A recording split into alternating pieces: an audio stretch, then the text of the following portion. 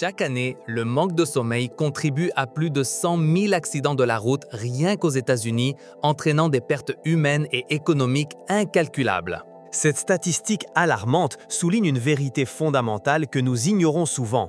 Le sommeil n'est pas un luxe, mais une nécessité biologique critique pour notre survie et notre bien-être. Pendant des décennies, la science a investigué en profondeur ce phénomène, dévoilant des couches de complexité et de fonctions vitales qui se produisent pendant que notre corps se repose. Ne pas dormir suffisamment ou ne pas bien dormir a des répercussions qui vont bien au-delà de se sentir un peu fatigué le lendemain. Que se passe-t-il réellement dans notre cerveau et notre corps lorsque nous dormons, et pourquoi ce processus est-il si indispensable à la vie? Le sommeil est un état naturel et réversible de repos, caractérisé par une conscience réduite de l'environnement et une diminution de l'activité motrice. Contrairement à la croyance populaire, le sommeil n'est pas un simple arrêt du cerveau, mais une période d'activité intense, organisée et essentielle. La science moderne a identifié différentes phases du sommeil, chacune ayant des objectifs spécifiques et cruciaux pour notre santé. Principalement, le sommeil se divise en deux grands types. Le sommeil sans mouvement oculaire rapide, connu sous le nom de sommeil non-REM ou NREM, et le sommeil avec mouvement oculaire rapide, connu sous le nom de sommeil REM. Le sommeil non-REM comprend 3 étapes distinctes, allant d'un état de somnolence légère au sommeil le plus profond et réparateur. L'étape N1 du sommeil non-REM, N1, est ce moment de transition entre l'éveil et le sommeil où les yeux bougent lentement et l'activité cérébrale diminue. Souvent, à ce stade, nous expérimentons des secousses musculaires soudaines, comme si nous tombions, connues sous le nom de secousses hypniques. Ensuite, nous passons à la deuxième étape du sommeil non-REM, N2, qui constitue environ 50% de notre temps total de sommeil. Pendant N2, l'activité électrique du cerveau montre des schémas spécifiques, appelés fuseaux de sommeil et complexes K, qui sont associés à la consolidation de la mémoire. Dans cette phase, les mouvements oculaires cessent complètement, la fréquence cardiaque diminue et la température corporelle baisse, préparant le corps à un repos plus profond. L'étape N3 du sommeil non-REM, connue sous le nom de sommeil à ondes lentes ou sommeil profond, est la plus réparatrice de toutes. En N3, l'activité cérébrale présente de grandes ondes lentes et il est incroyablement difficile de réveiller une personne de cette phase. C'est pendant le sommeil profond que le corps effectue une grande partie de son travail de restauration physique, réparant les tissus et les muscles et libérant des hormones de croissance.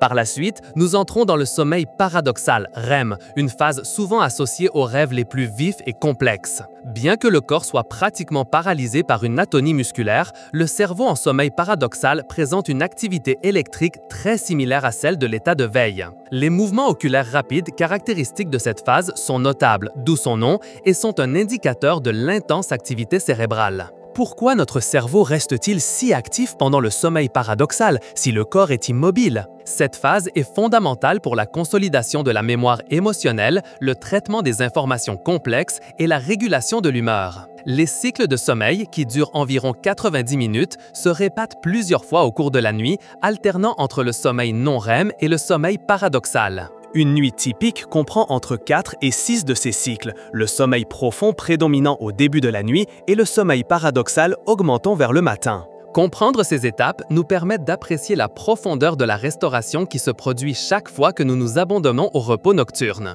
L'une des raisons primordiales pour lesquelles nous avons besoin de dormir est la restauration et la réparation de notre corps et de notre esprit. Pendant le sommeil profond, le corps libère l'hormone de croissance essentielle à la régénération cellulaire, à la réparation des tissus et à la croissance musculaire. C'est vital pour les athlètes, par exemple, qui dépendent d'un sommeil adéquat pour réparer les micro-lésions musculaires subies pendant l'entraînement et optimiser leur performance.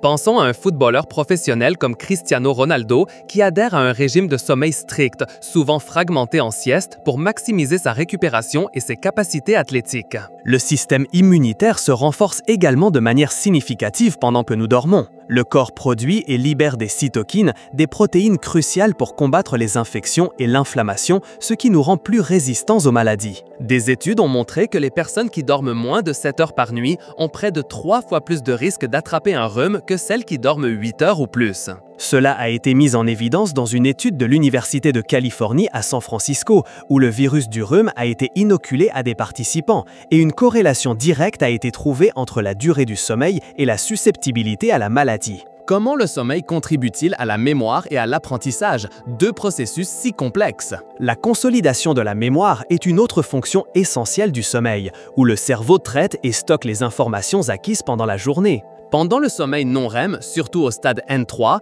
l'hippocampe transfère les souvenirs au cortex cérébral pour un stockage à long terme. Le sommeil paradoxal, quant à lui, joue un rôle crucial dans la consolidation des mémoires émotionnelles et procédurales, c'est-à-dire l'apprentissage des habiletés motrices. C'est particulièrement pertinent pour les étudiants qui passent des heures à étudier et qui ont ensuite besoin d'un sommeil de qualité pour que cette information se fixe dans leur cerveau. Un exemple clair est l'expérience avec des participants qui ont appris à jouer un morceau de musique ou à résoudre un puzzle. Ceux qui ont dormi après la pratique ont montré une amélioration significativement plus grande de leur performance le lendemain que ceux qui sont restés éveillés. Cela démontre que le cerveau continue de travailler activement à l'assimilation des connaissances et des compétences même lorsque nous dormons. Le sommeil est également un régulateur maître de nos émotions et de nos fonctions cognitives. La privation de sommeil affecte l'activité de l'amygdale, une région cérébrale associée au traitement émotionnel, ce qui entraîne une plus grande réactivité émotionnelle. Les personnes en manque de sommeil éprouvent plus d'irritabilité, d'anxiété et sont plus sujettes aux sautes d'humeur. Cela s'observe couramment chez les professionnels qui travaillent de longues heures, comme les médecins ou les pilotes, qui signalent des niveaux de stress plus élevés et des difficultés à gérer des situations de haute pression s'ils sont privés de sommeil. La capacité de prendre des décisions logiques et de résoudre des problèmes complexes est également gravement compromise sans un repos adéquat. Un cerveau fatigué est moins efficace, sa capacité de concentration diminue drastiquement et la créativité est altérée. Pensons aux pilotes de ligne ou aux contrôleurs aériens, pour qui la précision et la rapidité dans la prise de décision sont une question de vie ou de mort.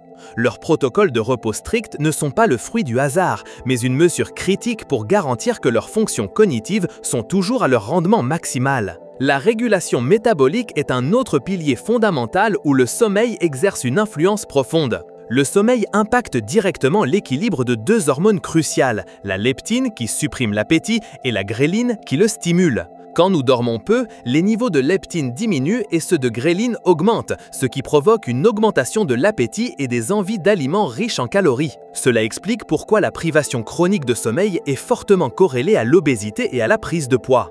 De plus, la sensibilité à l'insuline diminue avec le manque de sommeil, ce qui augmente le risque de développer un diabète de type 2. Des études longitudinales ont démontré que les personnes qui dorment constamment moins de 6 heures par nuit ont un risque significativement plus élevé de développer cette maladie métabolique. Quelles sont les conséquences les plus tangibles et graves de la privation de sommeil à court et à long terme? À court terme, le manque de sommeil se manifeste par une diminution notable des performances cognitives et physiques. Le temps de réaction s'allonge, l'attention se disperse et la mémoire de travail fonctionne moins efficacement. Cela se traduit par une augmentation spectaculaire du risque d'accident, tant sur la route qu'au travail. Par exemple, conduire après 18 heures sans dormir est comparable à conduire avec un taux d'alcoolémie de 0,05%, ce qui est illégal dans de nombreuses juridictions. On estime que la somnolence du conducteur est un facteur contributif dans un accident de la route grave sur 5. Les entreprises qui emploient du personnel en équipe rotative, telles que les usines ou les services d'urgence, signalent des taux plus élevés d'erreurs et d'accidents du travail lorsque leurs employés sont fatigués.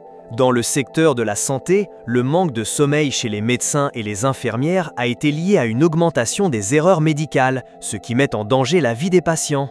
À long terme, les répercussions de la privation chronique de sommeil sont encore plus préoccupantes, affectant la santé générale et l'espérance de vie. Le risque de développer des maladies cardiovasculaires, y compris l'hypertension artérielle, les crises cardiaques et les accidents vasculaires cérébraux, monte en flèche. L'inflammation chronique, causée par le manque de sommeil, contribue au durcissement des artères, un facteur de risque majeur pour ces conditions. En plus de l'obésité et du diabète de type 2 que nous avons déjà mentionné, le manque de sommeil chronique a été lié à un risque accru de certains types de cancers. Est-il possible que le manque de sommeil contribue au développement de maladies neurodégénératives?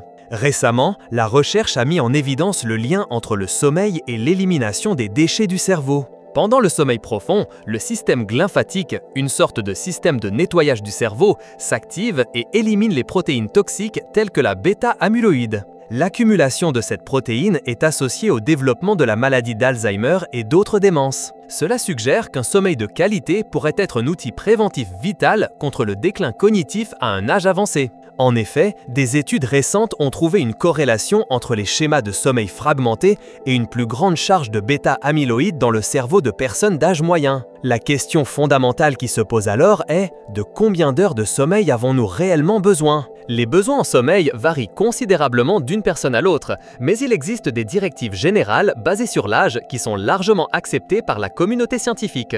Les nouveau-nés, par exemple, ont besoin de 14 à 17 heures de sommeil par jour pour leur développement. Les bébés et les jeunes enfants en ont progressivement moins besoin, mais ils nécessitent tout de même entre 10 et 14 heures par jour. Les adolescents, souvent sous-estimés dans leurs besoins de repos, devraient dormir entre 8 et 10 heures par nuit. Pour la plupart des adultes, la recommandation standard est de 7 à 9 heures de sommeil ininterrompu toutes les 24 heures. À partir de 65 ans, les besoins peuvent s'ajuster légèrement à entre 7 et 8 heures, bien que la qualité du sommeil puisse devenir plus fragmentée.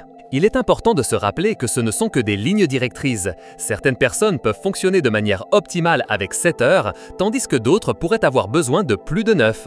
Écouter notre propre corps et observer comment nous nous sentons pendant la journée est essentiel pour déterminer notre besoin individuel de sommeil. Comment pouvons-nous améliorer la qualité de notre sommeil et nous assurer d'obtenir le repos dont notre corps a besoin? L'hygiène du sommeil, un ensemble d'habitudes et de pratiques, est fondamentale pour favoriser un repos réparateur. L'établissement d'un horaire de sommeil régulier est la première étape. Se coucher et se lever à la même heure tous les jours, même les week-ends, aide à synchroniser notre horloge biologique. Cela régule notre rythme circadien, le cycle naturel de 24 heures qui contrôle nos schémas de sommeil et de veille. Créer un environnement propice au sommeil est tout aussi crucial. La chambre doit être sombre, calme et fraîche. L'obscurité totale stimule la production de mélatonine, l'hormone du sommeil, tandis qu'une température fraîche, idéalement entre 18 et 22 degrés Celsius, facilite l'endormissement et le maintien du sommeil. Éviter la caféine et l'alcool, surtout quelques heures avant de se coucher, est une pratique essentielle. Bien que l'alcool puisse initialement induire la somnolence,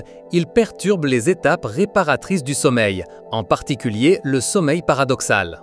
Limiter l'exposition aux écrans électroniques, tels que les smartphones, les tablettes ou les téléviseurs, au moins 1 heure avant de dormir, est également très important.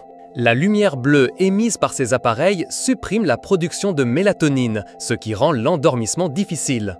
L'intégration d'une activité physique régulière pendant la journée peut améliorer significativement la qualité du sommeil, mais il est important d'éviter l'exercice intense juste avant de se coucher. Une routine relaxante avant de dormir, comme lire un livre, prendre un bain tiède ou pratiquer des techniques de méditation, peut préparer l'esprit et le corps au repos. Gérer le stress de manière efficace est un autre composant vital pour une bonne hygiène du sommeil. Les préoccupations et l'anxiété sont des causes courantes d'insomnie. Il est donc bénéfique de trouver des mécanismes pour se détendre avant de dormir.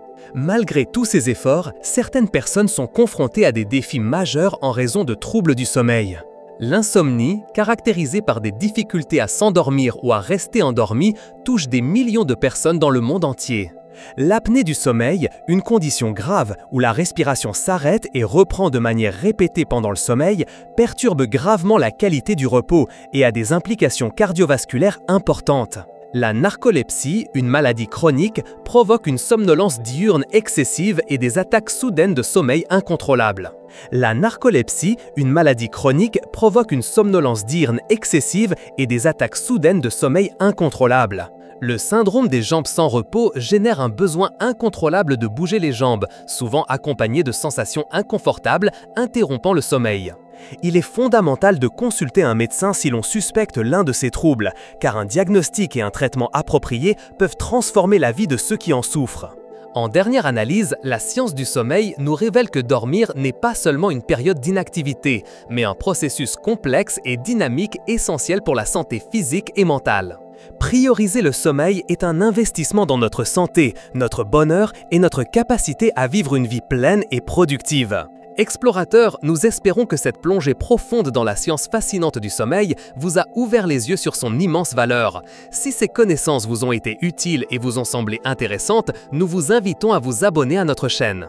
Laissez un j'aime sur cette vidéo et partagez ces informations vitales avec ceux qui, selon vous, en ont besoin. Vos commentaires sont très importants pour nous, alors dites-nous quelles habitudes de sommeil vous conviennent le mieux.